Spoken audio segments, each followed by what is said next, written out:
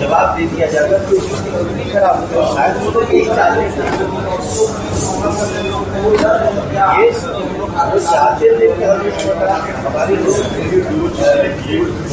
हाँ, तो वो हमें मारने के लिए, हमें उनके व्यवहार से लग रहा था वो हमें जान से मारना चाहते हैं हमारे प्रत्याशी को। ये व्यवहार जरा महागठबंधन के नेता लोग सोचें कि क्या आप अभी से ऐसे नंगा नाच शुरू कर दिए, आप इस तरह से डराओगे प्रचार करने के लिए, ये ठीक नहीं है। इसका कानून संज्ञान ले, चुनाव आयोग संज्ञान ले। इस क्षेत्र में भ्रमण के दौरान से बाल बचे क्या? आज हमारा रोड शो था डुमरांव विधानसभा में, जो बक्सर लोकसभा के तहत आता है, और मैं बहुत ही शॉक्ड हूं कि हमारे रोड शो में राजद समर्थकों ने हमला कर दिया है। हमारा रोड शो करीब 25 किलोमीटर का था, बहुत लंबा शो था, और हमने अपने कैंडिडेट के लिए इतना समय दिया था, लगभग 5 घंटे का समय हमने दिया हुआ था।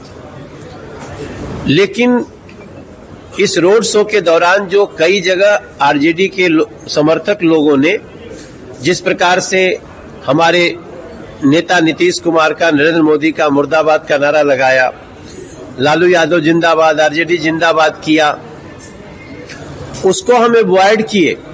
लेकिन अरियाव ब्रह्म स्थान पर जाके 50-60 लोग जो वहां, एक प्रकार से मुझे लगा कि वो अपनी आइडेंटिटी छुपा के खड़े थे, क्योंकि वहां हमारे स्वागत के लोग भी खड़े थे। वहां पे पहले हम लोगों को खूब किया गया, हमारे गाड़ी पे आरजेडी का झंडा लगाने की कोशिश की गई, हमारे समर्थक गाड़ियों पे, और जब उसका प्रतिरोध हुआ तो उस पर चढ़ने की कोशिश, गालियां देना, मुर्दाबाद करना हमारे नीतीश जी का, मोदी जी का, और लालू यादव आरजेडी का जिंदाबाद किया उन लोगों ने। और ये सिचुएशन देखते ही मेरे दिमाग में सीधे मोकामा की घटना याद आती है कि भाई इस समय अभी कल ही की घटना है, जहां कल परसों की घटना है ना, जहां पे इतना बड़ा दुखद कांड हो गया। हम ऐसी किसी सिचुएशन को अवॉइड करने के लिए हम अपने ड्राइवर को बोल के गाड़ियों को तेजी से भगा के निकले, लेकिन जब हम गाड़ी तेजी से निकाल के वहां से भागे तो ये लोग 150 मीटर तक लगभग इन लोगों ने अपने झंडे के डंडे को लाठी की तरह बना के हम लोगों को दौड़ाए। मैं चुनाव आयोग से प्रार्थना करता हूं, मैं व्यवस्था से प्रार्थना करता हूं, और मैं महागठबंधन के नेताओं से प्रार्थना करता हूं कि ये कौन सा व्यवहार है आपका चुनाव लड़ने का।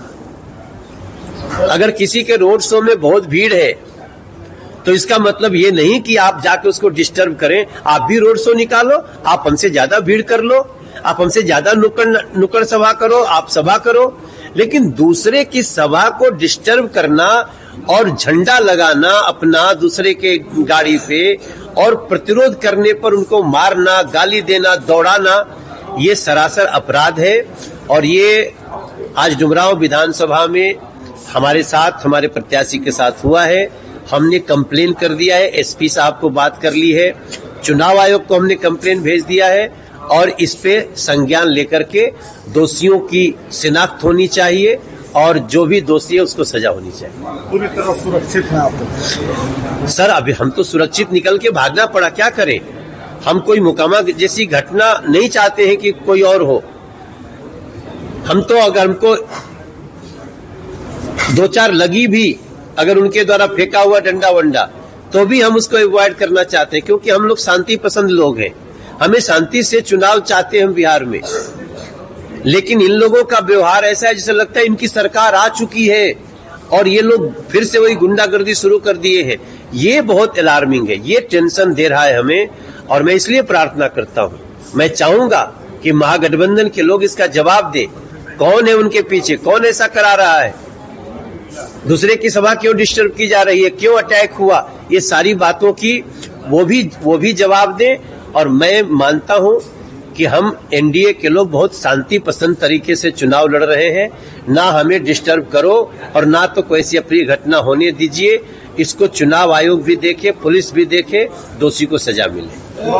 100 पे भारी है जी, हाँ हम बिहारी है जी, थोड़े संस्कारी है जी, बुद्ध का हम ताना बाना, जैसे प्रिय लागे मखाना।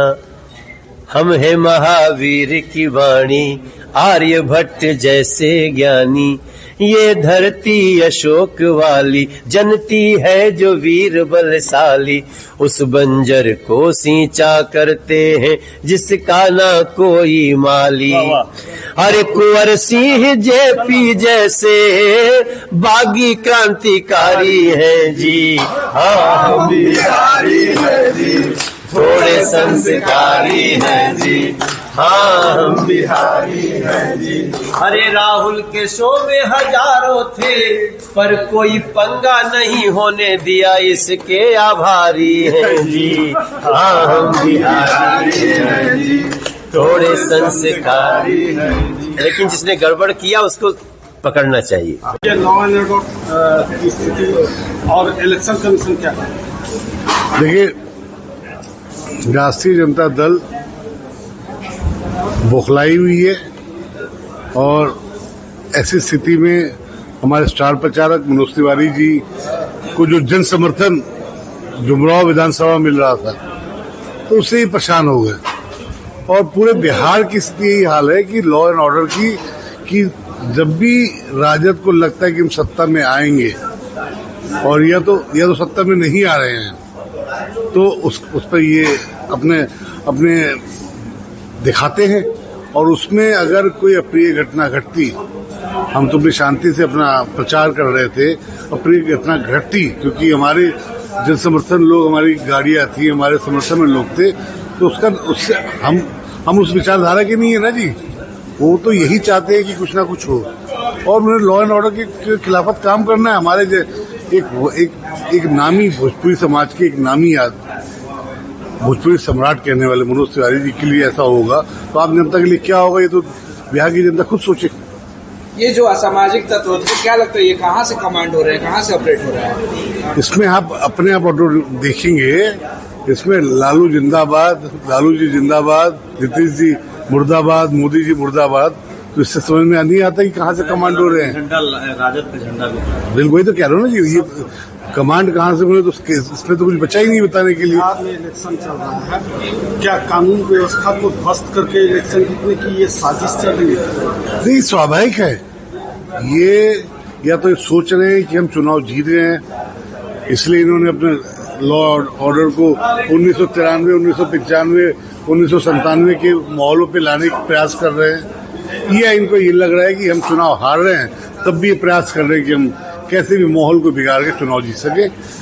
इनको ये लॉ एंड ऑर्डर को खराब करना चाह रहे हैं और मैं इस लोकतंत्र की सबसे मजबूत स्तंभ मीडिया बंधु के माध्यम से रिक्वेस्ट करूंगा बिहार की जनता को कि इस जंगल राज को भगाना है और नीतीश जी आदरणीय हमारे प्रधानमंत्री जी एनडीए गठबंधन को वापस लाना है।